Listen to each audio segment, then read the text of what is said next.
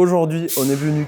Ouah, ce bruit! Aujourd'hui, on est venu casser des casques chez Met en Italie pour faire une vraie masterclass autour des casques.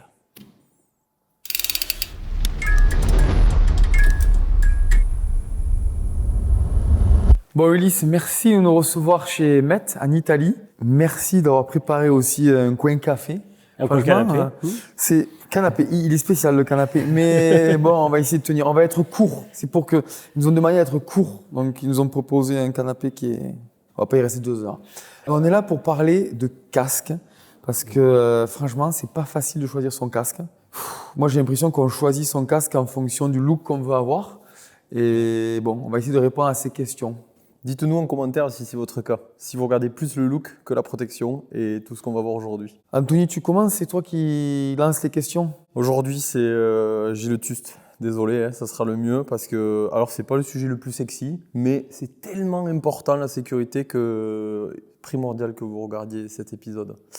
On va le rendre sympa. On va le rendre sympa quand même. C'est toujours sympa, attends, un lieu sympa. Moi j'ai choisi le café. bon fauteuil. Moi si ça dure 1h30, y a pas de souci. T'es chaud? Allez, c'est parti. Envoie les questions. Question sur la protection et la sécurité.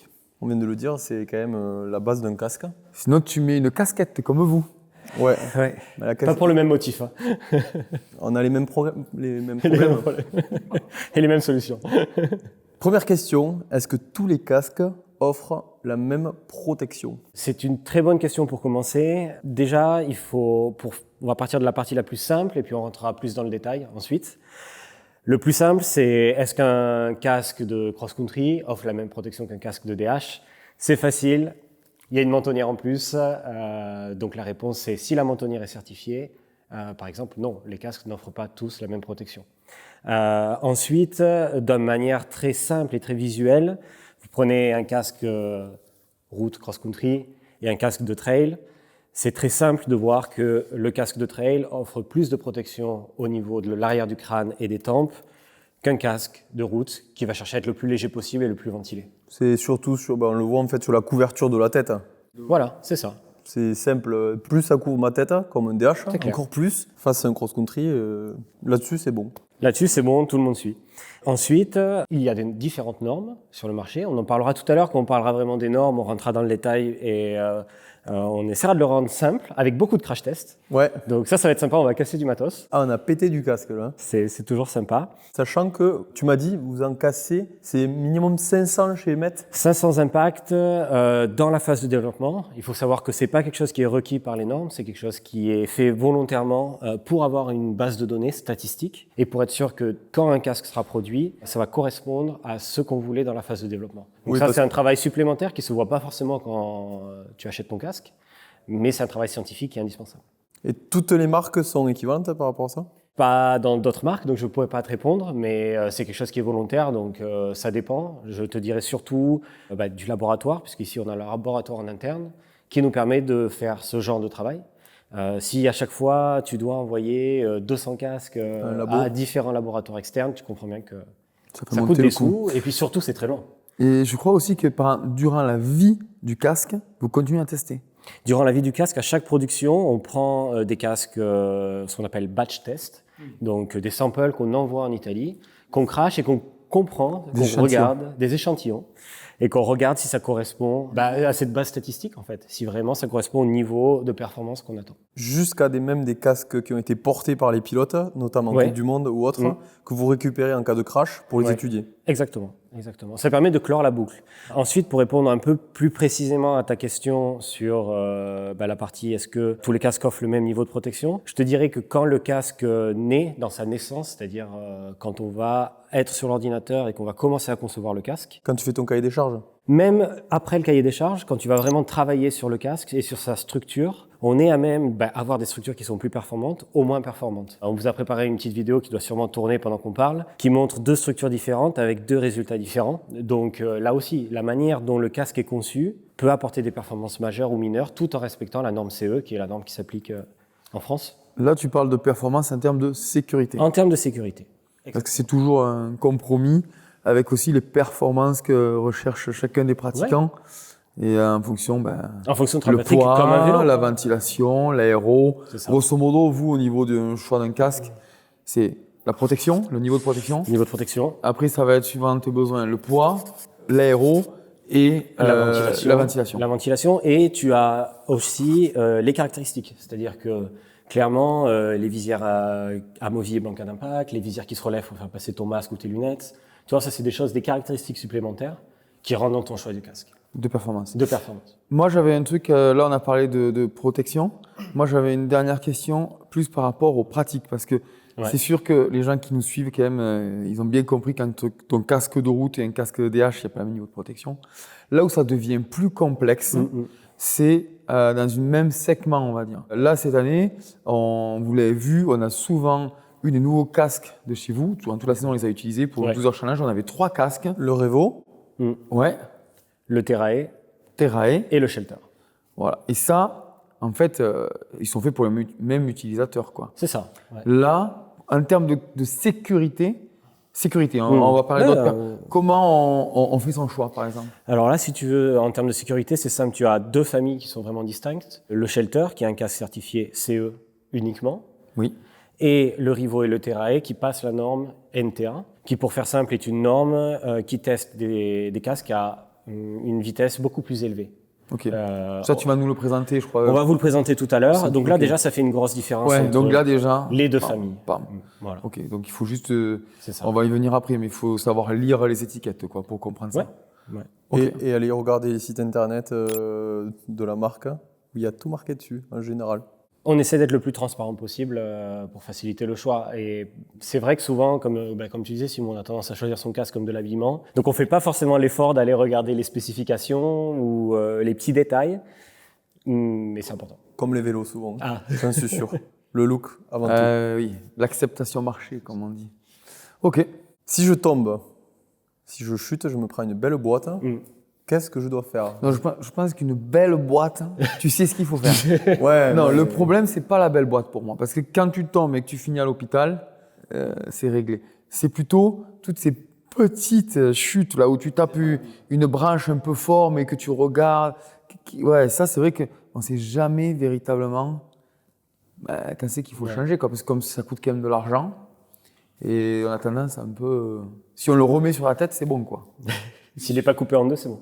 C'est surtout qu'on entend, en fait, on entend de tout, donc c'est cool d'avoir l'avis d'une marque, de professionnels. C'est clair. Nous, ce qu'on conseille clairement, c'est après une chute de contrôler son casque, à la fois sur l'aspect extérieur, mais aussi sur l'aspect intérieur. Des fois, on peut avoir des crashs qui sont faiblement visibles à l'extérieur, mais fortement visibles à l'intérieur. Je crois qu'on a un petit exemple en vidéo qui est assez parlant sur ça. Puisque le casque a pour but de dissiper l'énergie et donc de craquer à l'intérieur. Ça, c'est bien de le rappeler. Ça, c'est bien de le rappeler. Si on avait un casque incassable, on roulerait des casques en métal et ça serait très compliqué. Voilà, il protégerait pas. Voilà, non, mais c'est ça. Comme à la guerre. Hein. Voilà, c'est mais ça. un truc qui est intéressant quand même qu'il faut savoir, c'est que les commotions cérébrales et les impacts au niveau de la tête, on se rend bien compte que c'est super grave quand ça t'arrive. Et 2, si on regarde les enquêtes, c'est le deuxième type d'accident. Le premier en vélo, c'est les clavicules. Et les clavettes, c'est pas bien grave. C'est pas bien grave. Au pire, tu as une plaque, mais allez, ça va vite.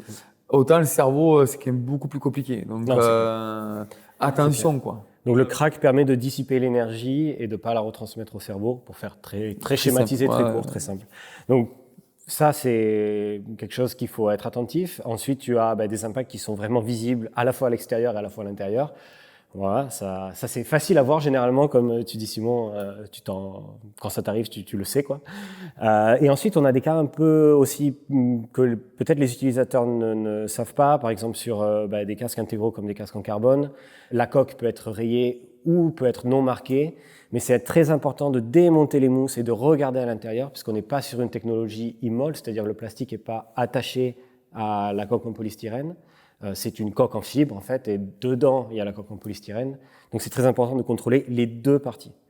J'ai envie de te dire que pour moi, c'est pour tous les casques. J'ai vu, quand j'ai fait toutes les images d'illustration, bon, déjà, ça tape fort. Et après, tu dis, oh, putain, il est solide, le machin. Et en fait, hop, tu retournes. Et c'est vrai que même si les mousses sont de plus en plus fines, petites, et ben, en fait, il faut aller vraiment dans le détail. Avec une bonne lumière. Parce que sinon, tu le vois pas. Ouais. Il y C'est a important aussi- de le faire. Il y a aussi un truc qui est important, c'est que là, on regarde la coque, donc extérieur, intérieur. La coque extérieure aussi, quand ça fait une boursouflure, on le voit pas. Tu vois, c'est bien aussi c'est pas que de le voir, il y a aussi du Oui, de toucher. le toucher. On voit que si c'est plus une mold, par exemple, que ça s'est décroché. Oui. Et aussi, il y a le cas, on a vu, vous avez montré les détails sur les parties comme le maintien occipital qui se décroche, ou une partie du MIPS ou un élastique qui Voilà, casse. toutes ces parties-là qui peuvent être sujettes soit à des casses en cas d'impact, mais aussi à du vieillissement. Parce qu'il y a aussi cette partie vieillissement, je crois que c'est une de tes questions, Toto. On y viendra tout à l'heure, donc on est dans cette thématique-là. Donc il faut checker quand même. Il faut checker, on check son vélo avant de partir, en théorie. Donc il faudrait faire pareil avec le casque. Du coup, la durée de vie d'un casque, Alors, la durée de vie d'un casque, en utilisation, nous, on considère que à partir de 4-5 ans, il faut commencer à se poser fortement la question de changer son casque, pour la bonne et simple raison que c'est des paramètres hors de notre contrôle. C'est-à-dire, tu laisses ton casque dans la voiture, il prend des gros coups de chaleur, tu te prends des branches, comme on en parlait, tu le fais tomber de la table. Ce ne sont pas forcément des impacts ou des choses rédhibitoires qui vont amener à jeter ton casque de suite. Mais pendant 4 ans, si ça t'arrive, je crois qu'on a le casque qui passe avec vraiment plein d'impact. Ça, c'est un casque qui a 4-5 ans d'un collègue de chez Met. Bon, il a vécu, quoi. on a 10 ans, on a fait un test sur un casque Et de ça, 10 c'est ans après. voilà, une autre discours. Donc, il y a cette partie, la casque en utilisation. Donc là, c'est simple aussi. Vous vraiment regardez l'état visuel du casque. Généralement aussi, on a des choses qui sont plus particulières que lors d'un crash, c'est-à-dire des décollements entre la partie plastique et la partie interne. Ça, c'est un signe qu'il faut absolument changer le casque, ce décollement. Des choses qui sont un peu plus étranges comme l'EPS qui se brûle en fait, qui devient boursouflé. Ouais. Ça, c'est un signe que il faut changer ton casque. Le PS, détail. L'EPS, c'est du polystyrène. Ok. Donc Pour la faire partie ça. noire qu'on a La sur partie les noire, images. exactement, qui est pas la partie molle en fait, entre guillemets, qui est là pour absorber.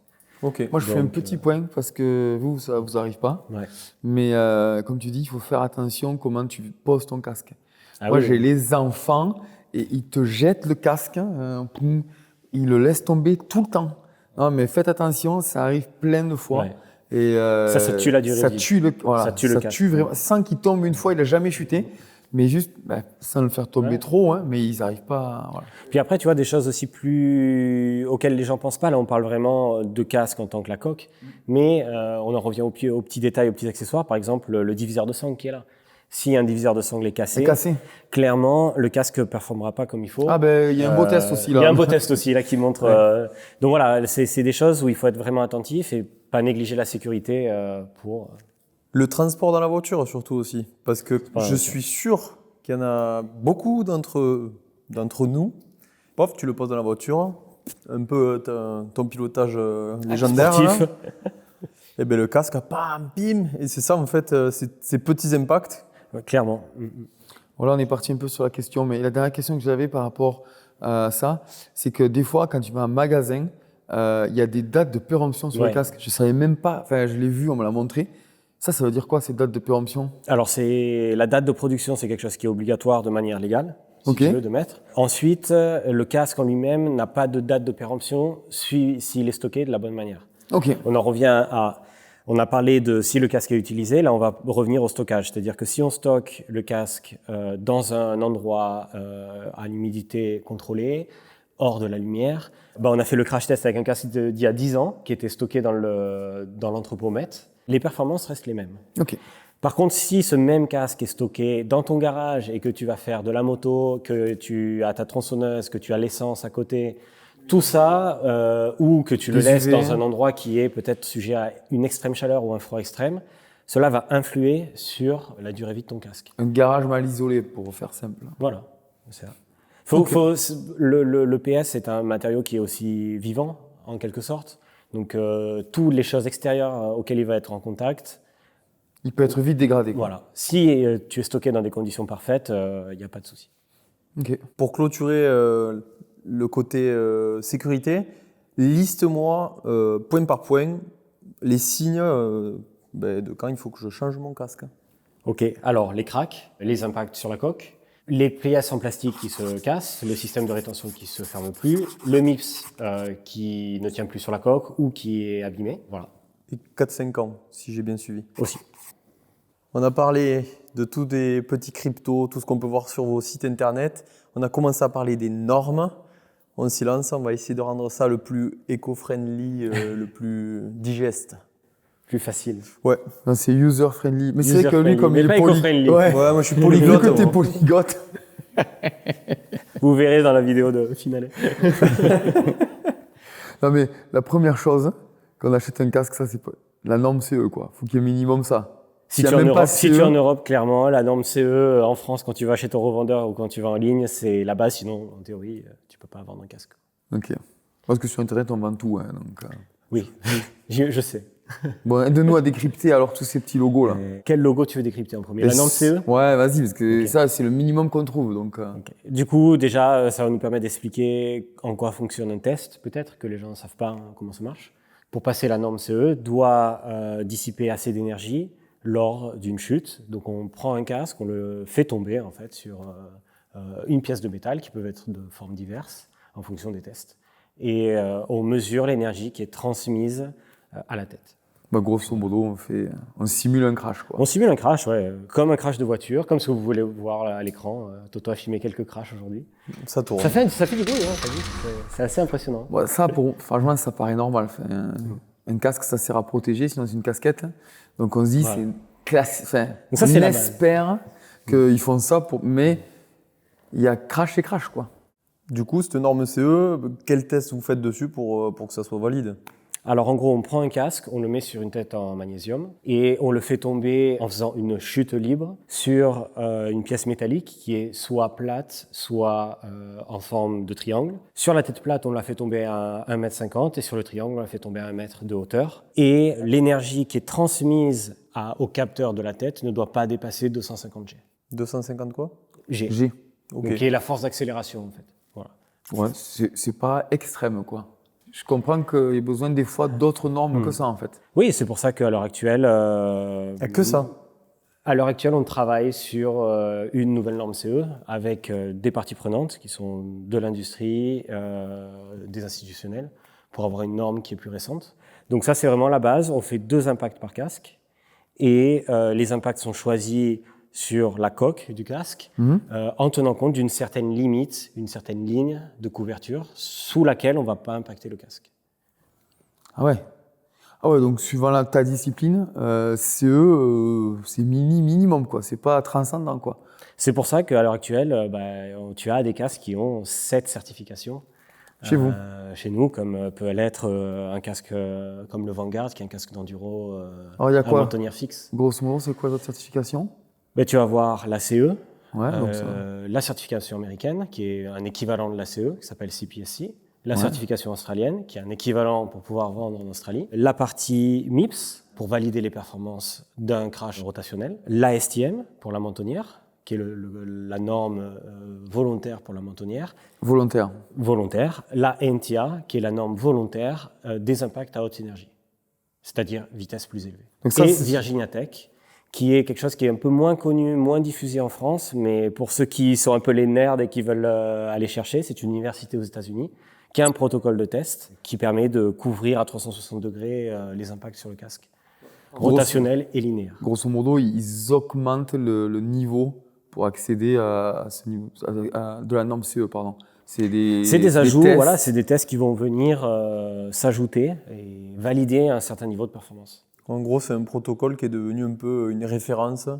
Virginia Tech, c'est un protocole qui est devenu une référence, mais qui n'est pas une norme au même titre que la CE, c'est-à-dire Oui, qui c'est te pas- permet de pouvoir vendre sur ton Mais marché. tu peux retrouver ton casque.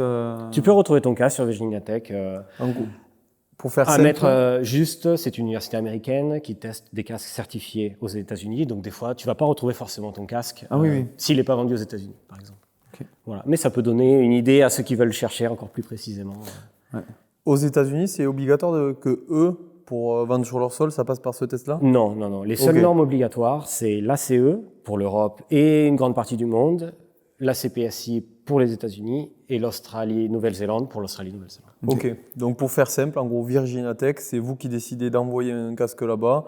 Ni plus ni moins, c'est une C'est volonté. C'est ça, c'est une volonté. Et si j'ai bien compris, Comme la volonté de rajouter une protection au niveau des impacts rotationnels comme MIPS, comme la volonté La mentonnière, de certifier une mentonnière qui est, pour nous semble quelque chose de nécessaire et de basique si on vend un casque intégral, je suis d'accord. ou comme la volonté d'appliquer sur les nouveaux casques de VTT Open Face qu'on a sortis récemment, une norme qui va tester des impacts à plus haute vitesse. ok. Est-ce qu'on gratte un peu? Attends un peu. Là, je prends mes notes hein, parce que je veux pas dire de bêtises parce qu'on va se faire clac. Si on Quelle est, parle la de sécurité, ouais. quelle est la différence entre les normes CE, CPSC, ASTM et SNEL? Ouais, c'est natation synchronisée là. Alors, la première grosse différence entre la CE et la CPSC, c'est que la CE, c'est une chute libre, c'est-à-dire que le casque chute et on a un rebond après impact. La CPSC, c'est une chute guidée en termes de test, c'est-à-dire qu'on va avoir le casque qui va impacter et qui va rester sur un rail, en fait. Voilà, ça, c'est la plus grosse différence. Ensuite, il y a des différences plus précises, mais grosso modo, on arrive à quelque chose d'assez équivalent en termes de test. La CPSC permet une énergie à dissiper qui est plus tolérante, mais qui va demander d'autres tests autour, donc dans l'ensemble. on Ouais, s'y hein. retrouve. Pour faire simple, c'est ceux qui ont fait les normes qui ont rajouté leur subtilité. La base, ça reste la même. C'est ça, la base, ça reste la même. En contrepartie, la STM va venir tester la mentonnière. C'est un test qu'on a fait, que vous pouvez voir. Et c'est la seule norme volontaire à l'heure actuelle, la seule norme qui existe pour tester la mentonnière. Et on a fait la même chose avec la visière. Qui est un test METS, c'est-à-dire quelque chose de custom. Des fois en laboratoire, ça permet d'aller faire des tests, d'autres types de tests, mais qui n'est pas requis par les normes. C'est-à-dire que dans les normes, les casques sont testés sans visière. Ok. Et pourquoi? Tu sais? Alors, pour une question de répétibilité, et d'impact, c'est-à-dire que si, c'est simple à expliquer, si on a une forme plate et qu'on va vouloir impacter le haut du casque, mais que la visière va gêner l'impact, on n'arrivera pas à avoir les données cohérentes. Ah, mais c'est quand même incroyable ce que tu es en train de nous dire, parce qu'une visière, ça peut vraiment, si elle est fixe ou rigide ou dure, elle peut donc vraiment changer la performance, la sécurité du casque. Oui, clairement. C'est pour ça qu'en interne, on a ce test qui a été fait, et c'est pour ça que toutes les visières MET sont flexibles, souvent amovibles en cas d'impact. Donc, on travaille sur ça parce qu'on est conscient des limites de la norme. Ça, c'est un tips. Hein. Ouais. Regardez, franchement, c'est un truc, là, il n'y a pas besoin de savoir lire les étiquettes. Quoi. Si tu vois que la visière est fixe, prends pas ce casque déjà. Ouais. Tu peux poser un trail avec ta visière, c'est pas bon. Ouais, ça sert de faire la tarte, mais ne joue pas. Tu prends pas ça comme casque, c'est sûr. Ben, la pizza. La pizza, Puis même si tu n'envisages pas de tomber, c'est aussi un élément qui va rentrer dans la durée de vie de ton casque. C'est-à-dire que si tu casses des visières à chaque sortie, ça commence à coûter cher. Oui, bien sûr. Pour parler encore, de revenir sur les certifications, en fait, c'est un minimum, c'est un prérequis, mais en fait, c'est comme les vélos qui passent la norme. Grosso modo, les vélos, ils passent tous la même norme. Que tu ailles chercher ton pain avec ton vélo, que tu fasses de la DH, et après, il y a les marques qui ont travaillé à d'autres normes. Maintenant, sur des cadres, on a des normes, on dit ça passe pour le standard DH et tout. Donc, grosso modo, c'est là aussi où on voit la performance d'un casque d'une marque comparé à une autre. C'est aussi votre volonté en interne de faire des produits haut de gamme et d'essayer de trouver des solutions pour qu'ils soient plus sûrs. Voilà. Donc, et un type, c'est un peu consommateur, c'est-à-dire que la norme, c'est quelque chose de toutes ces normes additionnelles dont on a parlé, c'est aussi quelque chose de très simple pour dire, c'est pas quelque chose de marketing, c'est-à-dire si mon casque est NTA, il performe mieux qu'un casque qui ne l'est pas sur des impacts à haute vitesse. Donc, c'est-à-dire que c'est aussi une information donnée au consommateur. Ça, c'est noté dans les casques, c'est des petits autocollants C'est des petits autocollants, c'est noté. Vous pouvez aller aussi sur le site, c'est expliqué, c'est-à-dire on va dire la NTA permet de dissiper 40% d'énergie en plus. Les casques sont testés à 20% de vitesse en plus. Et aussi, la couverture du casque rentre en ligne de compte. On n'a pas précisé. NTA. Alors, la NTA, c'est une norme qui s'applique aux vélos électriques qui atteignent une haute vitesse, supérieure à 40 km/h, qui a été créée en Hollande. Voilà, c'est quand même les champions de ce genre de vélo, et pour éviter de porter un casque moto. Donc, cette norme est née pour combler un vide. C'est une norme qui est volontaire dans le reste de l'Europe, mais c'est la seule norme qui va tester un casque à une vitesse beaucoup plus élevée. Donc grosso modo, ça c'est la norme pour un casque sans mentonnière, c'est le top, quoi. Si t'as ça, tu sais que c'est testé sévère, quoi. Non seulement en termes de vitesse, mais aussi en termes de couverture de ton casque. On a parlé de la ligne de test pour la norme CE. Oui. La norme NTA va abaisser cette ligne de test, c'est-à-dire que ton casque va être testé plus bas sur la coque, ce qui va avoir une conséquence directe, c'est-à-dire abaisser aussi Ok. la manière dont tu arrives ton casque sur la tête, c'est-à-dire de te protéger plus. Donc ça, tu peux aussi un peu le voir rapidement, si t'as pas l'œil, entre un casque tout petit en termes de volume comme un cross-country ou le Revo qui couvre plus, Qui tu le couvre vois. plus. Visuellement, déjà, tu te rends compte qu'ils Visuellement, ne peuvent tu pas le vois. passer les mêmes normes. C'est quoi. ça. Donc après, peut-être qu'ils l'ont pas forcément tous, mais déjà, pour les gens, c'est simple à comprendre. Ouais. Et pour la partie test, quand on a fait les images, c'est tout facile. En fait, il lâche le casque de plus ou moins haut. Ouais. C'est ça la grosse diff sur le test, crash. T'as dû être plus rapide avec la caméra pour suivre le mouvement aussi, parce que ça va vite, hein. Non, j'ai fait simple, je me suis mis en bas. On n'en a pas parlé, mais ça commence à arriver. Alors là, on parle de la niche, mais parce que tu parlais de normes moto, pour les casques intégraux, on voit les descendeurs qui utilisent aussi les casques clairement de moto. Et ça, c'est quoi? Il y a une différence. On peut pas faire, je crois, un casque de vélo. C'est pas la même norme, quoi. C'est pas la même norme. Tu peux pas utiliser ton casque de vélo, même certifié DH, pour faire de la moto. Il faut garder à l'esprit que le casque vélo a une contrainte aussi de poids et de volume. Donc c'est un triangle entre le poids, le volume, la protection. Compromis. Et, ouais, un compromis. Et à l'heure actuelle, les athlètes qui utilisent le casque en carbone sont pleinement satisfaits. Ça veut pas dire qu'on ne travaille pas sur des nouvelles choses qui vont arriver. Ok. À ce niveau-là, tu vois, par exemple, pour parler des casques intégraux, le Jetro est certifié NTA. Le Jetro est certifié NTA et le Vanguard avec la mentonnière est certifié NTA aussi. Donc on est en train, la gamme BTT passe en certification NTA, qui se rapproche beaucoup plus. Une dernière question sur les casques intégraux là, qui rentre. Vous avez les guides qui est complètement fermé, on va dire, et l'autre qui est beaucoup plus aéré. Il passe la même norme. Ils passent la même norme. Après, c'est clairement du bon sens par rapport à la pénétration éventuelle d'objets, par rapport à la vitesse constatée par, Donc ça, il n'y a aucune norme par les aujourd'hui. pratiques. Aujourd'hui, il n'y a pas une norme qui fait rentrer un objet contendant dans ton casque. Il n'y a pas de norme. Ça, c'est À la bonne volonté. Ça, c'est un test qui est fait sur la norme moto, mais pas sur la norme vélo. Ok. Important. Souligné. Ok. Après, c'est intéressant, pour faire simple, pour conclure un peu ce que vous avez dit. Les normes. Si je fais de l'enduro, du bike park où je soude, ou si je fais du chemin de la voie verte, ben là, la norme NTA, elle a tout son sens au final, parce que la vitesse d'impact, j'imagine, ça va pas être la même. C'est là où vraiment ça prend son sens sur le terrain. C'est là où on retourne un peu à quel casque pour quelle pratique. Ok. Je fais mon relou. Non, mais c'est parce que je suis le seul parent sur ce café. Pour les enfants, même norme. Pour les enfants, même norme CE. La différence, par contre, c'est que la tête de test est plus petite, forcément, puisque le casque est plus petit. Ah oui. Mais la couverture testée est aussi plus basse. C'est-à-dire que c'est des casques qui sont testés plus bas, contrairement à un casque normal. Il y a plus de surface. Plus de surface du casque qui est testé Ah, pas mal. pendant la norme CE. Ensuite, il y a d'autres choses qui rentrent en ligne de compte. Par exemple, on en revient sur la structure. Qu'on disait tout à l'heure, les casques sont illégaux. Dans le développement, tu peux ajouter des choses qui sont spécifiques aux enfants, comme par exemple la protection de la fontanelle. C'est-à-dire un espace pour être sûr que la coque ne sera jamais en contact avec la fontanelle, qui est la partie la plus molle du crâne. Ça, c'est quelque chose en développement que tu peux prendre en compte, et ce qui est le cas sur les casques MET. Et c'est eux, les autres normes, après, ça... Sur mettre une norme DH sur un casque de 2-3 ans avec une mentonnière, ça serait compliqué. Donc ce qu'on fait, c'est qu'on s'attache vraiment, là on parle casque enfant, petits enfants. Oui, ok. Ensuite, dans tous les cas, Simon, t'en es sûrement rendu compte, la tête croît et grandit assez vite. Oui. Et assez vite, tu te retrouves sur une taille XS, une taille Oui, S. au final, oui. Donc au final, tu vas retomber dans les mêmes normes. spécificités, dans les mêmes normes. Ok. Ouais, en gros, à 8-10 ans, tu vas passer sur du casque adulte. mais Même en petite avant, taille. ça peut arriver avant aussi. Désolé, je suis pas. Moi, les tailles des enfants, je connais pas trop l'évolution. On laisse ça à l'expert.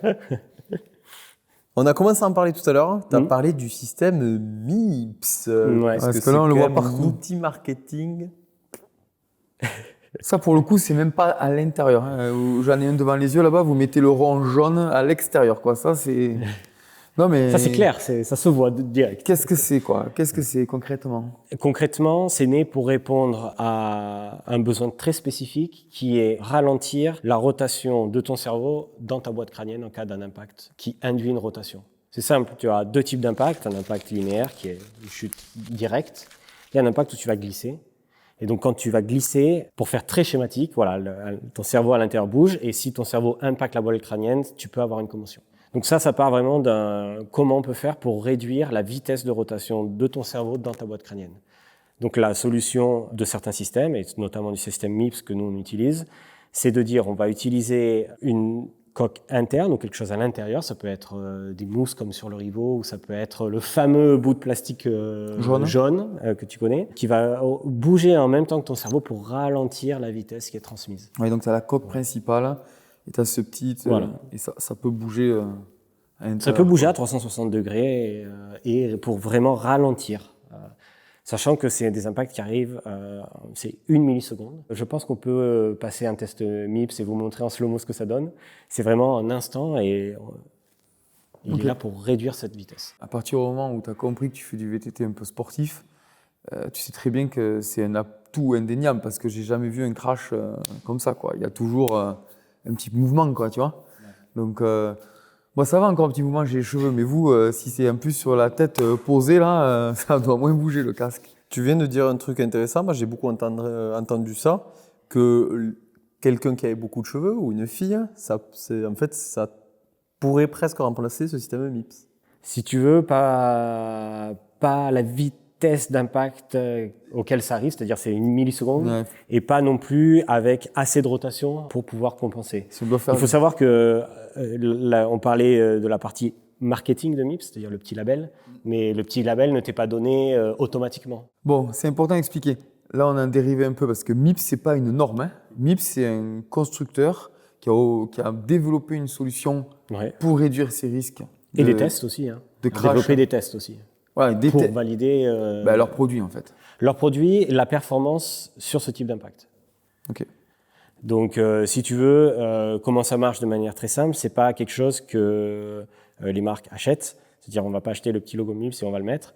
On va développer la solution interne, la coque interne, pour atteindre le niveau de performance de confort, mais surtout d'impact souhaité. Et la marque envoie un casque sans MIPS et un casque avec MIPS. Et le casque avec MIPS doit être 10% au minimum plus performant que le casque sans MIPS dans l'entièreté de leur processus de test. Okay. C'est-à-dire qu'il y a quand même, si tu n'atteins pas ces 10%, tu ne peux pas avoir le logo, tu ne peux pas prétendre à gérer les impacts de rotation. Donc, ce n'est pas automatique d'avoir le MIPS. Mais si tu as MIPS, ça veut dire qu'il est 10%. Au minimum, si tu as MIPS, c'est au minimum 10% supérieur à un casque identique sans le MIPS. Ok.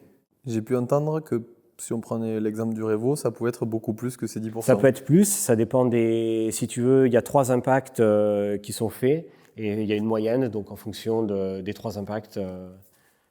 Le souci à ça, c'est que ce pourcentage, personne ne sait pas, c'est pas communiqué. Tu peux, si tu veux, on retombe un peu sur le discours avec Virginia Tech. Virginia Tech te donne des détails de leurs tests, donc si tu veux vraiment être précis, cherche ton casque sur Virginia Tech. Et ça te donnera aussi une idée, puisque eux testent aussi la partie rotationnelle. Virginia Tech, c'est les étoiles, hein, pour ceux qui ne connaissent pas. Ouais. C'est un peu comme les crash tests en voiture. Alors attention, hein. Si tu as 4 ou 5. Si tu as 4 ou 5, ça ne veut pas dire qu'à 4 tu es mort et à 5 tu es vivant. Hein. Ah non, c'est comme les voitures. C'est ça, c'est une notation. C'est une notation. C'est une notation. Sur 5, comme les enfants à l'école. Comme les restos. Voilà. Pareil, simple. Je vous propose d'arrêter sur la partie norme, il y en a assez. J'espère qu'on a encore tous les gens derrière l'écran. Vous avez été fort si vous êtes resté jusqu'à Petit là. point, Toto, parce que du coup, je vais rajouter un petit truc qui peut être sympa, un tips pour ceux qui achètent leur casque en magasin et qui se posent souvent la question entre 2 tailles. MIPS conseille de passer sur la taille inférieure par rapport à la performance du système. C'est-à-dire qu'un casque avec un volume un peu plus petit performera, selon eux, mieux. Donc voilà, c'est un petit tips. Si vous êtes entre 2 tailles et que vous sentez bien entre les 2 casques, essayez d'aller sur le casque plus petit. Allez fort, la tête, elle ne gonfle pas. Très, très intéressant. Ça dépend si tu prends la grosse tête. C'est les chevilles qui gonflent, c'est pas la tête. Moi, c'est ça que je veux, des tips comme ça. Voilà. Ça, c'est intéressant. Bon, on revient à la réalité du casque sur le terrain, c'est bon? Ouais, enfin. Allez, les normes, c'est fini. Ciao. Des trucs ouais, utiles pour tous. Non, tout est utile. C'est juste que il faut le digérer. C'est juste que quand tu tombes, tu t'en rends compte. Souvent. On parle de quoi maintenant? Les performances. Hormis du look, on l'a dit tout à l'heure hein, sur le choix du casque. La visière, on est d'accord. De tout ce que j'ai compris dans les processus de test, c'est ni plus ni moins pour l'image du sport, quoi. Pour protéger du soleil ou pas? Alors pour protéger du soleil, quand tu avais des visières très très longues, les visières petites protègent un peu, parce que tu as toujours un peu l'inclinaison de la tête qui font que la visière protège. La visière déflecte aussi un peu des branches. Qui n'a pas mis sa tête en avant pour faire passer de branches Oh là là. hein Ouais. C'est des petits détails. C'est sûr que le look pour le VTTiste est quelque chose de primordial. Des gains marginaux, quoi, comme d'hab. Ouais. Est-ce que tu roulerais ton casque intégral sans visière, Toto Tu penses que ça serait... Non mais oui, mais d'accord, mais ouais, au final pour vous c'est une contrainte forte parce qu'il faut que en termes de sécurité vous performez même malgré qu'elle soit là, c'est quand même une contrainte de poids, de fabrication, parce qu'il y a d'autres sports qui se posent pas de questions. Hein. Je veux dire au football américain ils ont le soleil, il n'y a pas de visière. Ceux qui font de en escalade, ils ont un BMX street. C'est juste que nous dans le VTT on s'est habitué à avoir une visière. Après tu vois ça peut Au être ski, ils ont pas de visière. ça peut être utilisé de manière aussi intelligente. Si tu prends la visière du Rogue, tu peux mettre tes lunettes dessus. Tu vois, il y a aussi des utilisations de visière. Certaines ont le flap pour pas faire passer le bandeau du masque, ce qui le maintient. Ou tu vois, il y a des choses qui ont essayé. La visière a été aussi étudiée pour avoir d'autres usages. Pour ajouter des petites features, quoi. Ouais. Pour se démarquer de la concurrence. Ou pour simplifier la vie du client, ou pour juste être beau, quoi. C'est bien d'être beau, non? Ah, mais ça, tu prêches de convaincu. Est-ce que Ah tu bah porterais une nous. casquette sans visière, Toto? Ça s'appelle un bonnet. Ça s'appelle un bonnet. Next. Je vais te poser une question à laquelle je connais déjà la réponse. C'est l'importance de bien ajuster son casque. On a fait une expérience, j'ai envie de te dire. C'est assez parlant, je pense. Pas mal de personnes pensent que c'est juste pour le confort, ça c'est clair, mais c'est vraiment très très important pour la stabilité. Donc la première chose, le serrage derrière pour les casques qui l'ont. Sur les full face, ça va être la bonne mousse pour avoir un casque L'épaisseur. stable, l'épaisseur et l'épaisseur aussi au-dessus, c'est-à-dire il n'y a pas juste l'épaisseur des mousses de joue, il y a aussi la partie supérieure. Ensuite, avoir un casque qui a une assiette correcte sur la tête, c'est-à-dire qui est ni la tête en haut ni la tête en bas. Okay. Donc un casque qui est linéaire. Surtout pas.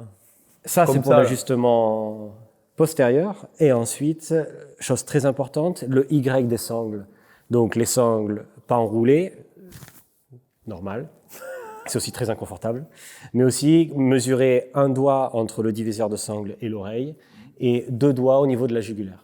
On fera un tuto sur Instagram s'il faut, peut-être. Pour Ouais, aller dans le détail. pour savoir aussi quel est l'avant et l'arrière d'un casque. Des fois, on a des surprises. Comment je fais pour savoir si c'est la bonne taille et comment je fais pour le mesurer?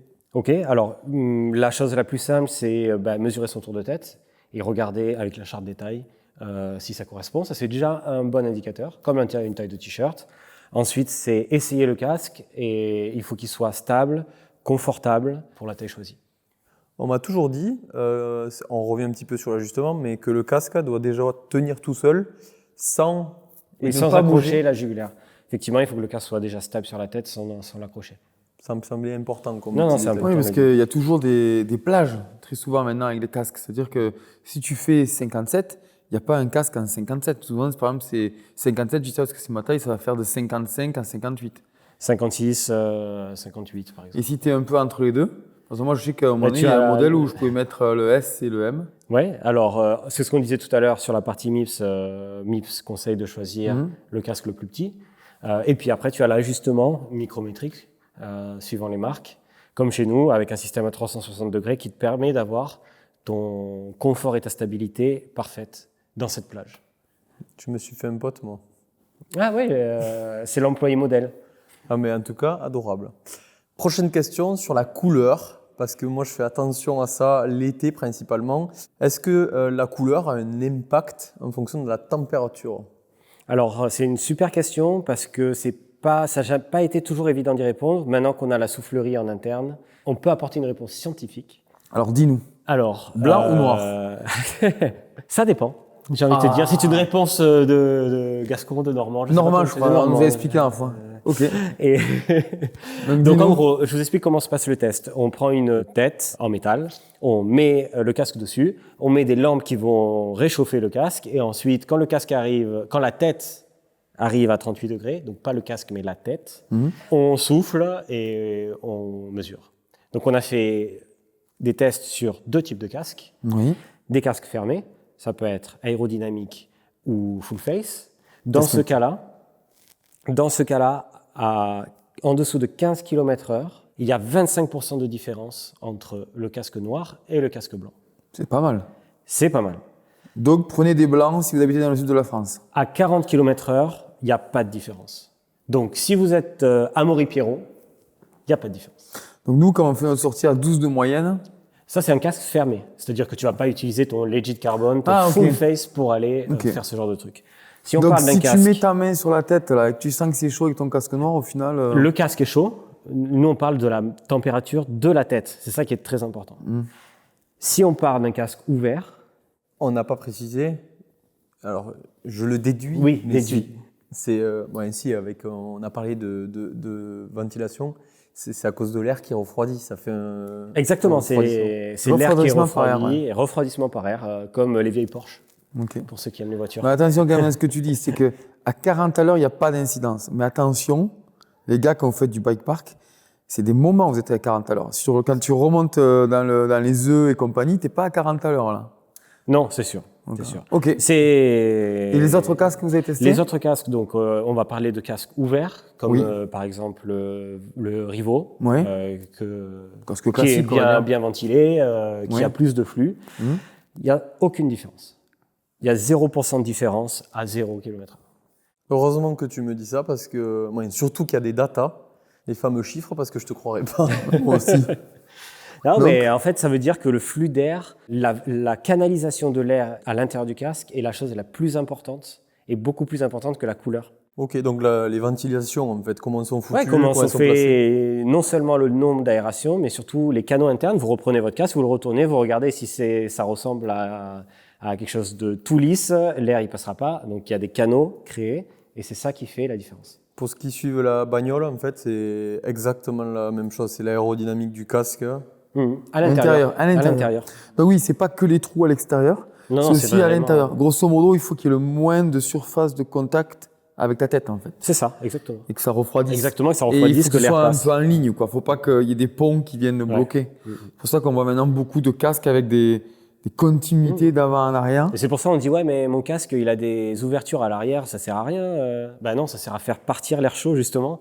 Donc aussi la partie postérieure du casque elle est importante. Donc en VTT, pour des petits casques, grosso modo, plus on voit des trous, Et plus on ils sont constate- efficaces en termes de performance pour réduire la Il faut température. regarder l'intérieur et la canalisation de l'air parce que tu peux avoir un trou qui débouche juste sur ton front et qui va pas permettre la circulation du flux d'air. Ok. Donc il faut vraiment qu'il y ait cette possibilité d'avoir le flux d'air à l'intérieur. Tant qu'on parle de ventilation, est-ce que tous les casques avec les plus ou moins de ventilation offrent-ils la même protection? C'est-à-dire s'il y a beaucoup de ventilation, beaucoup de trous, est-ce qu'il va protéger autant que celui qui a moins de trous?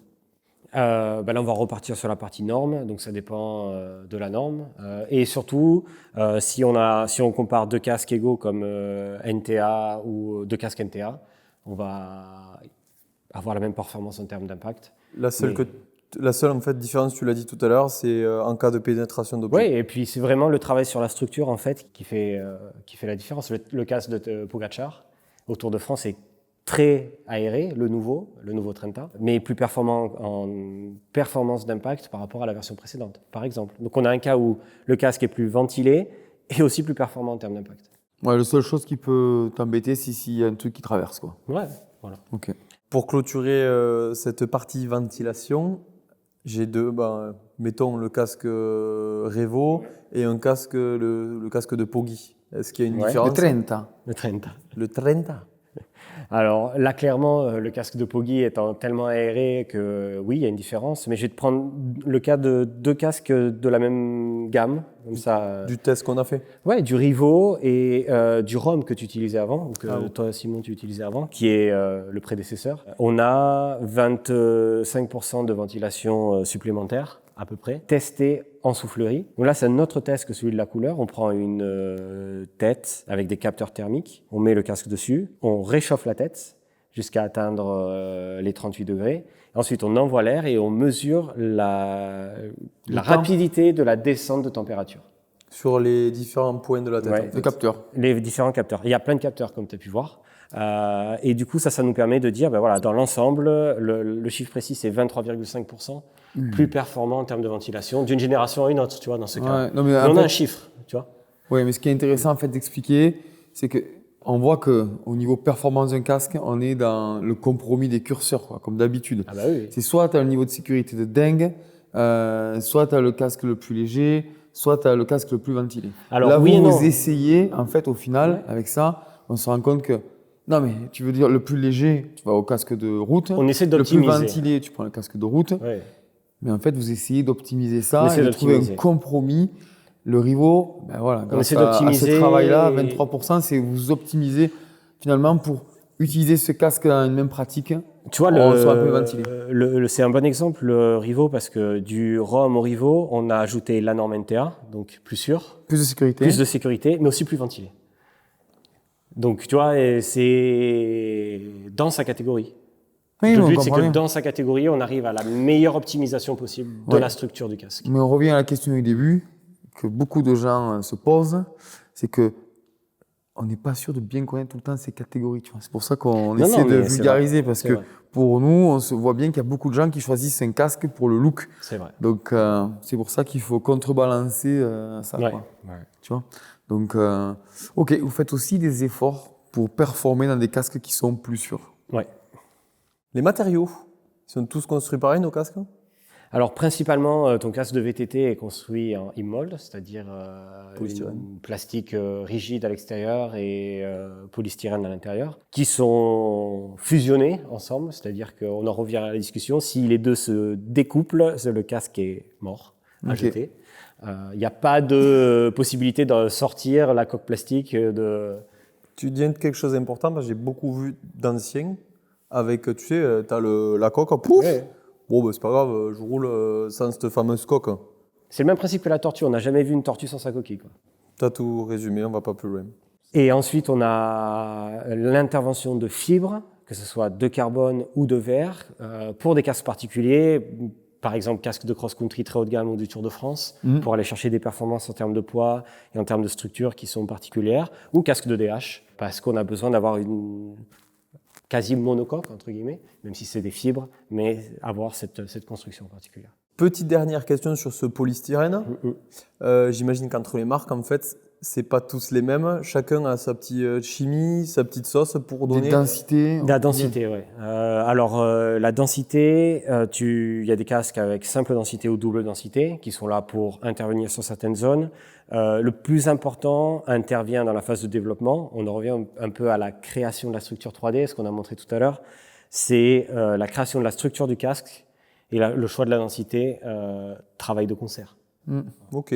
Si je suis un routier ou un VTTiste, que je pratique régulièrement l'un ou l'autre sport, et que de temps en temps je vais faire ma petite sortie, soit du coup route ou VTT, je peux utiliser le même casque, ça a les mêmes fonctionnalités, je crée rien, je peux partir safe. Oui, tu peux.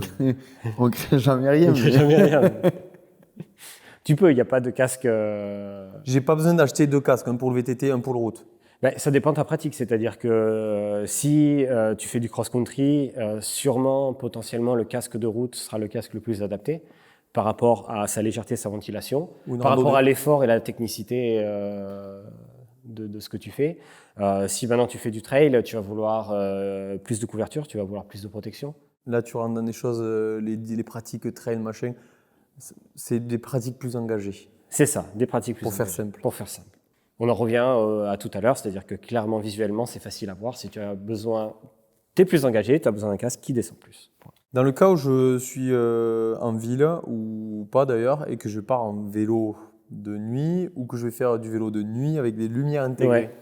C'est une très bonne question sur ça. La partie lumière, chez nous, est testée, c'est-à-dire qu'on a des lumières additionnelles qui se mettent sur la partie postérieure du casque. Chaque lumière a été testée, développée, pour garantir la sécurité sur ce casque-là est certifié. C'est-à-dire que y a une grosse différence entre le fait d'utiliser par exemple la lumière postérieure MET sur ton modèle et une autre lumière, quelle que soit la marque, parce qu'on est capable, nous, de certifier la lumière, mais on n'est pas capable de certifier toutes les lumières qui existent sur le marché. Est-ce que Ouais, si donc, ça veut dire que, parce que cette lumière que tu mets derrière, c'est pour être vue. Oui. Mais nous, on parle d'une pratique sportive, comme on a fait pour les 12 heures challenge. Ça revient aussi, ça va recouper une autre question. Ouais, ça va recouper notre question. Ouais, avec les caméras, parce qu'on les utilise aussi pour le 12 heures challenge. C'est dès qu'on additionne quelque chose sur le casque. Dès que Donc, tu mets si un on met objet une- rigide Voilà, sur si le on met une casque. caméra ou si on met une lumière, comment ça se passe au niveau protection? Nous, ce qu'on conseille, c'est la mettre sur la visière, pour la bonne et simple raison que, par exemple, on a fait le test avec un patch GoPro. Le patch GoPro mis sur une certaine position du casque peut fonctionner et on peut passer la norme de sécurité ou passer Du ce moins, que t'es nous, on protégé. demande. Sauf que nous, en tant que fabricant, on n'est pas capable de dire que quel que soit le patch, quel que soit l'objet que tu vas mettre et quelle que soit sa position, on peut garantir la sécurité. Donc, on conseille de le mettre sur la visière, utile la visière du coup, ou Pas tu mal. mets sur la visière qui, elle, se décroche en cas d'impact et qui est molle aussi. Donc, on n'est plus sur mettre un objet rigide sur la coque, mais mettre un objet rigide sur quelque chose qui peut se décrocher. Non, je comprends. Donc oui, la visière, pas mal. Tu La viens de visière me- peut servir de support. Mais, Ouais. regarde en DH, de toute façon, l'UCI autorise seulement les GoPro à être mis sur les visières. Je crois qu'il y a le syndrome Schumacher. Ça, tout le monde connaît Ouais. l'histoire. Je pense que depuis, tout le monde a compris que c'était dangereux. Et les marques peuvent pas garantir la sécurité, comme vous pouvez comprendre, de tout Bien ce qui sûr, existe non, sur le mais marché. ça paraît clair. Mais c'était bien de le rappeler. Non, c'est bien de le rappeler. Et les systèmes de communication interne? On va être dans le même cas de figure, c'est-à-dire s'il y a quelque chose qui est rajouté de rigide sur la coque, on retombe. Même à histoire. ce qu'on disait. Même histoire. À part si c'est natif au casque au final. À part si c'est natif au casque. Parce que ça a été... À part si ça a été développé, testé. Parfait. Pour les rois du tuning, j'ai déjà la réponse vu tout ce qu'on a dit avant. Si je mets des stickers partout, que je refais peindre mon casque... Ou covering. Ouais. On disait que le casque était sensible au stockage à côté des produits chimiques. La colle, c'est un produit chimique. La peinture, c'est un produit chimique. Donc, c'est des produits qui vont endommager le casque. J'ai une question du coup. Ouais, Tu la sens venir ou pas? vas-y. Coupe du Monde. Coupe du Monde. Red Bull, Monster... C'est une très bonne question. Alors, il y a la première réponse, c'est que c'est des professionnels qui utilisent des peintures très spécifiques. Et la deuxième, c'est que souvent, ils interviennent sur des casques intégraux en fibre de carbone. Qui ont moins d'impact en fait que du coup. On n'est pas sur un matériau e-mold, plastique, donc c'est moins sujet. Mais encore une fois, c'est très fortement déconseillé. Parce que c'est pas validé par votre protocole Parce de que test. c'est pas validé aussi par le protocole de test. Exactement. Si tu le fais, c'est à tes risques et périls. Quoi. Ouais. Parce que tu viens intervenir sur. Non, mais on comprend, on sur un comprend. produit, Ah tu vois, oui, c'est vous comme, ne pouvez pas vous engager sur ce genre de choses. Quoi. c'est comme si tu te dis que, je sais pas, tu préférerais ton vélo sans le renfort et que tu viens percer le renfort. Peut-être que ça va marcher, mais peut-être que ça marchera pas. Ok. Rapide, on finit par les questions un peu rapides. Comment, Ouais. comment nettoyer son casque? Est-ce que je peux faire le C'est simple. produit? Nous, on a un super produit chez Monkey. La mousse, là, hein. comment il appelle ça? La Le mousse. foam. Le foam. Le foam. Nous, ce qu'on conseille, c'est de tourner à l'eau claire. L'eau claire, c'est facile, c'est rapide. Il a une connerie. Mais non, mais c'est notre polygote, là. Comment ça s'appelle, la mousse? Le foam. foam. C'est en anglais. Oui, mousse foam, oui, j'ai compris. Tourner à l'eau claire. Bon, alors, il y a beaucoup d'équipes pro qui ne peuvent pas rouler avec ces casques aussi. Non. Moi, avant. Ok, ok. Non, du coup, eau et l'essuyer avec un chiffon pas abrasif. Mais normal. Normal. Le stockage. Non, Les non, mousses, non. pareil. Nettoyer. Pour les mousses. nettoyer. Ouais, c'est ça qu'il faut nettoyer, surtout. Les mousses. Les mousses, nettoyer à l'eau aussi. Et vous laissez sécher. Bon, À la ouais, main, tu veux dire. À la main, ouais. Nous, ouais. Pas de produits Ouais. chimiques, pas de machine à laver. Pas trop chimique, pas de machine à laver. C'est pas rigolo. Hein. T'es vraiment pas rigolo. Non, c'est pas rigolo, mais ça permet qu'elle s'ouvre pas en deux au bout d'un petit moment. Bon, bah écoute. Et il faut les laver régulièrement. Ça dépend de comment tu sues. C'est du tissu, hein, donc c'est un peu comme ton Alors, t-shirt. il faut y mettre le nez et la langue, c'est ça? C'est ça. Quand ça pue, généralement, il faut laver. Ok. Non, mais ça se voit facilement, la transpiration aussi sur les mousses, C'est blanc. c'est blanc. Après, ça dépend si tu aimes l'hygiène ou pas. Ok. Ça dépend où tu mets le curseur. Si mes mousses sont dead, si elles sont mortes, je dois changer mon casque ou ça veut dire que l'intégrité de Non, mon non, casque c'est- est au bout? Est-ce que je peux changer mes mousses? Est-ce que vous vendez des mousses à part? Tu peux changer tes mousses. Nous, ce qu'on conseille, c'est les changer tous les ans. Pareil pour un discours de ce qui a été constaté. Mais il y a des mousses que tu peux garder plus longtemps si elles sont en bon état, clairement. C'est sûr que si tu fais 12 heures challenge toutes les semaines, tes mousses, elles vont prendre un petit coup au bout d'un moment. Donc, probablement, tu vas les changer plus rapidement que quelqu'un qui l'utilise une fois par semaine. Tu peux trouver les mousses sur le site, que ce soit les mousses qui intègrent le système MIPS, comme le MIPS Air, ou les mousses. Ok. Ah ouais, ça peut être un budget alors. Parce que je pense que dans le Rivo, là, quand il faut changer les mousses, vu que c'est intégré au système MIPS, C'est un budget, mais après, on travaille aussi sur le fait d'avoir des mousses qui tiennent dans le temps, tu vois. Je pense que sur les casques que vous les avez changés moi je ne change pas très pas souvent. très souvent, tu vois. Moi je transfère pas souvent en fait. Mais, Moi, je l'ai pas changé. quand on roule avec Zozo. Là, pareil, je pense que c'est du bon sens. Regarder visuellement si la mousse, elle est... Mais avant, Elle est sur les en danger. rogues, ça m'est arrivé régulièrement. Ouais. Une fois par an, tu as raison. Le stockage au quotidien, Ouais. comment je fais? Éviter, comme on a dit tout à l'heure, de le mettre en contact de tous les paramètres, les facteurs qui peuvent l'endommager, c'est-à-dire très forte température, produits chimiques. Android peut tomber aussi. On parlait des enfants qui jouent avec. Moi, je veux juste rappeler un truc parce que vous l'avez dit, UPS, là, le polystyrène, franchement, quand tu as compris le process, c'est quoi? C'est des billes de plastique Ouais. que tu chauffes et qui grossissent. Qui consiste, ouais. Donc, il y a de l'air dedans, ça grossit. Donc, forcément, tu as bien compris que ça n'aime pas le chaud et pas, le, froid. Bah, si tu le mets dans un four, hein, ça va être un gâteau, hein, ça va croître. Ça va Bon. continuer, Non, mais voilà. Ah, mais c'est vrai. Des pop-corn. Des pop-corn, ça va devenir ça. Je sais où les mettre. Mon casque, je vais le mettre à côté des bouteilles de pinard. Bonne hygronométrie, à l'abri de la lumière. Mettez vos casques à côté du pinard. Dans la cave. Dans la cave. Ultra important. Mon casque, je pars faire du ski, moi, l'hiver. Je peux l'utiliser pour tous les sports? Le casque vélo, c'est certifié que pour le vélo. Ok. Du coup, ça veut dire non. Du coup, ça veut dire non. D'accord. Toi, moi, je pensais pour l'escalade et tout, là. Non, parce qu'on n'est pas sujet au même test. Pour l'escalade, tu auras forcément d'autres tests qui vont rentrer en ligne de compte par rapport à la pratique. Ne serait-ce que la chute d'objets contondants sur ta tête. Donc, c'est pas les mêmes tests, c'est pas les mêmes normes. Ok. Ils vont pas se mouiller, quoi. Est-ce que j'ai des casques plus durables que d'autres? Oui. On va s'approcher de la question sur le prix en parlant de ça. Les casques haut de gamme ont le bord en EPS protégé par la coque en plastique rigide, ce qui va augmenter la durabilité. Ah oui, Les je vois ce que tu veux dire. tu Les vois casques haut de gamme, en fait, on voit quasiment pas Tu vois pas le matériau, le quoi. polystyrène Non, apparent. que les Donc, casques plus entrée de ça va gamme. être plus durable, tu vois. Ne serait-ce parce que ça sera plus simple à laver. Et quand tu le Quand poses, tu le poses, tu vas moins l'abîmer. Donc ça, c'est des casques qui sont plus durables dans le temps. nous, on est trop habitués à des trucs haut de gamme, en fait. On les Ah, voit même c'est- plus, ces casques-là. Non, mais ça, c'est. Pour moi, c'est bon, là, je pense qu'on passe au dernier point. Bah, creuse sur le prix. Voilà, c'est ça. Le dernier point. Parce que là, en fait, ça veut dire que si t'as pas 300 € à mettre dans un casque, t'es pas protégé ou ça se passe comment, là? Non. Parce qu'on va nous la poser, la question. Vous êtes gentil, mais en fait, le casque à Poggy, il est pas gratuit, quoi. C'est sûr, mais dans la gamme, tu vois, par exemple, tu as d'autres casques de route qui performent peut-être moins bien sur certains aspects de la performance, mais pas sur la partie sécurité. Les gains marginaux. Les gains marginaux, ça peut être ventilation, aérodynamique, caractéristiques, genre tu vas passer d'une visière qui est fixe à une visière qui est réglable en 3 positions avec des crans, tu vas passer d'un système MIPS qui est plus léger, tu vas passer d'un système de rétention qui est plus chiadé avec plus de réglages. Micro-ajustements verticaux, tout ça, ça va faire rentrer.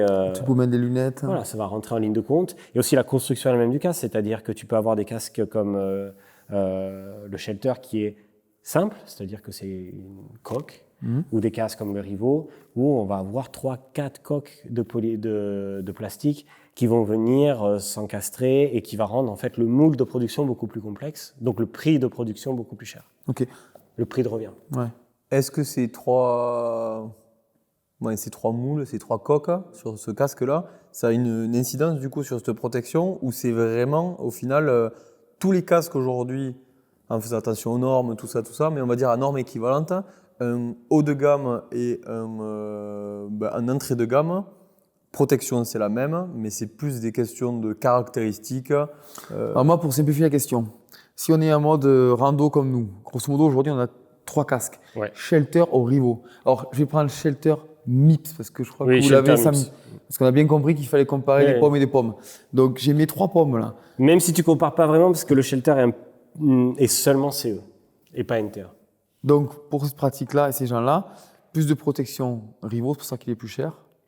Protection Rivo et Terra identiques, Ouais. parce qu'on a la norme NTA. Ok. La Donc là, différence entre les deux, ça va se faire, le Rivo a c'est le du détail, quoi. feedlock, C'est le MIPS R. Ah ben, bien marginaux. Laissez tomber. Voilà, c'est du détail, c'est des choses qui peuvent rendre la vie plus simple. Hein. Le feedlock, ça rend la vie plus simple.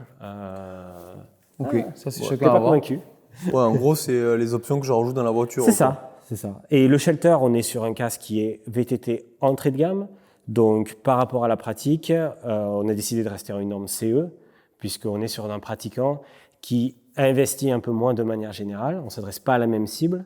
Tu vois, c'est un peu comme tu dis, je vais m'acheter un Forbidden pour faire une rando par an et pas le toucher, tu vois. Ouais. Si tu as les moyens, C'est c'est overkill cool. peut-être. Ouais, Si tu as les moyens, c'est cool, cool. tu te fais plaisir, mais peut-être que ça ne correspond pas vraiment. Ok. Par contre, ce qui est important à ce que tu dis là, moi, si je fais de l'enduro, par exemple, que je roule en open face, en casque ouvert le week-end, tout ça, j'ai quand même plus intérêt à prendre un casque qui est norme NTA, même s'il est plus cher que le norme CE. Ben, tu as plus de protection. Tu as plus de protection. Ouais. Après, on peut rouler, c'est rien. C'est comme mettre des genouillères, des coudières. Oui, Chacun après, choisit son niveau tu vois, de. on ne veut pas non plus. Le fait de passer des normes induit aussi Des un coûts. coût supplémentaire, parce Oui. qu'on doit envoyer des casques, on doit les faire certifier, on doit payer tout le processus en fait pour pouvoir passer d'autres normes complémentaires que la norme CE. Donc ça a un coût. Mais ne pas proposer à l'heure actuelle un casque certifié CE dans un prix qui est aux alentours de 100 €, ce serait limiter les utilisateurs aussi, tu vois. Ok. De dire, si tu veux un casque qui te protège pour trail, mais que tu dois avoir au moins 150 €, on limite un peu. Donc c'est bien de laisser la possibilité d'avoir d'autres casques dans la gamme pour des usages peut-être moins spécialisés, Moins extrême. moins extrêmes. Après, chacun investit où il veut, quoi. C'est vrai que C'est ça ça. paraît cher, un casque, quand tu dis 150 €. Mais quand tu vois certains, le prix que tu mets dans les vélos, pour l'utilité que tu peux en avoir en termes de perfo, capitaliser sur la protection, c'est pas idiot quand même. Mhm. Ben, on a le cas dans notre entourage où on a un pote, notre graphiste qui a eu un grave accident. Tu te dis qu'au final, par rapport au prix d'une vie, il vaut mieux 150 mettre € les 150 dans le casque que dans le vélo. Ouais. Ah, mais grave. Et quand tu as vraiment tout ce que nous est arrivé, tu prends vraiment conscience que c'est des choses où il ne faut pas lésigner. Non, il faut mettre. Ouais. Après, je pense que pour pas que le consommateur, pour pas que nous, en tant que pratiquants, on soit frustrés, c'est comme quand on va choisir son vélo, il faut se poser la question de qu'est-ce que je fais, de quoi j'ai besoin et quel prix je peux mettre et choisir en conséquence. Oui. Sinon, on arrive à des frustrations en disant oui, mais j'ai acheté ça, c'est trop cher, je m'en sers pas, ou j'ai acheté ça, ça correspond pas à ce que je fais. Je pense que c'est la grosse différence par rapport à un objet de sécurité performant et de l'habillement. On n'est pas sur de la fashion, on est sur un produit technique. Eh bien, tu sais quoi? Tana s'est dit, on a assez parlé, c'est assez C'est long. bon. Merci Ulysse. S'il y a des questions, Merci, Matt. s'il y a des questions, écrivez. Oui, merci Maître pour l'accueil. On est en Italie, hein, il ne faut pas l'oublier. Ouais. Parce que là, tu viens de conclure la vidéo. Je pense qu'on ne pouvait pas mieux terminer. On a donné toutes les clés. Après, c'est comme tout. Il n'y a pas de solution magique, miraculeuse. Il faut aller peaufiner un peu les sites, se poser les bonnes questions et go. On se retrouve à finaler bientôt pour 12 heures challenge avec Ulysse, Met et d'autres surprises. Bisous. Merci les gars. Ciao ciao.